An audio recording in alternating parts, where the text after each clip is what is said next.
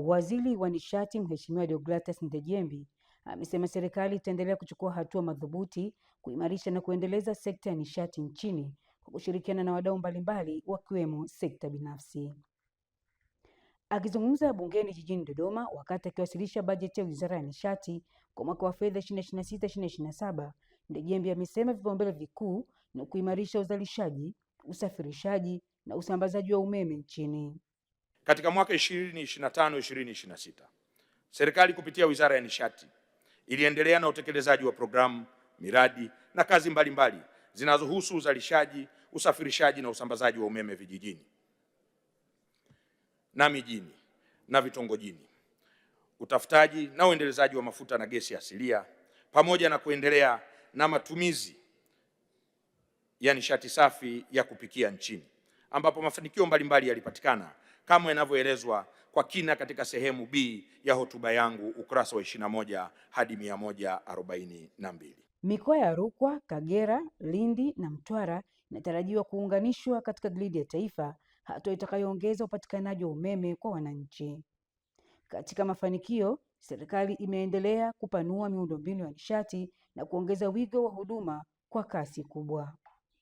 Kwa upande wa matumizi ya nishati safi, Waziri Ndejembi amesema kiwango kimeongezeka kutoka 6.9% mwaka 2021 hadi 28.6% mwaka 2025. Ongezeko hili linatokana na utekelezaji wa mikakati ya taifa wa nishati safi unaolenga kupunguza matumizi ya kuni na mkaa na kulinda mazingira. Serikali kupitia Wizara ya Nishati kwa kushirikiana na wadau mbalimbali inaendelea na utekelezaji wa mkakati wa taifa wa matumizi ya nishati safi ya kupikia wa mwaka 2024-2034 uliozinduliwa mwezi Mei 2024 wenye lengo la kuhakikisha angalau 80% ya Watanzania wawe wanatumia nishati safi ya kupikia ifikapo mwaka 2034. Mheshimiwa Mwenyekiti, hatua zilizochukuliwa ni pamoja na kuendelea kutoa elimu kwa umma kuhusu umuhimu wa matumizi ya nishati safi ya kupikia kiafya na kimazingira na kuwezesha upatikanaji wa nishati safi ya kupikia kwa wananchi na katika taasisi hususan zinazohudumia watu zaidi ya 100. Kwa sasa upatikanaji wa umeme umefikia wastani wa 85.5%, huku wananchi waliounganishiwa umeme wakifikia 52.1% kutoka 67.7% mwaka 2020. Lakini pamoja na mafanikio hayo, wabunge wanasemaje kuhusu huduma hii muhimu? Kiukweli, Mheshimiwa Mwenyekiti, bila kificho na kila mmoja na kila Mtanzania anaona jinsi gani ambavyo Wizara ya Nishati inafanya kazi nzuri hapa Tanzania.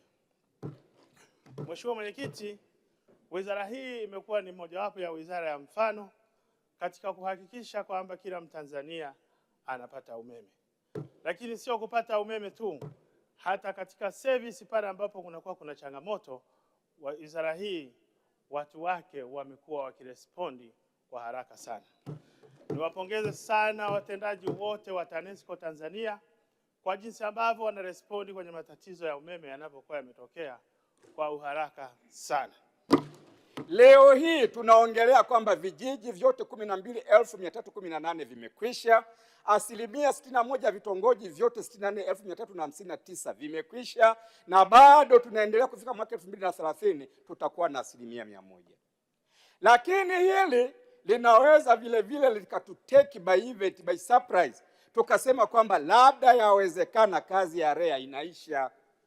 Mheshimiwa Mwenyekiti, niseme hivi, kama ni kazi ya REA sasa ndiyo inaanza, kwa sababu wahenga wetu walishatuambia, walishatufundisha kwamba kuzaa mtoto sio kazi, kazi kubwa ni kumlea.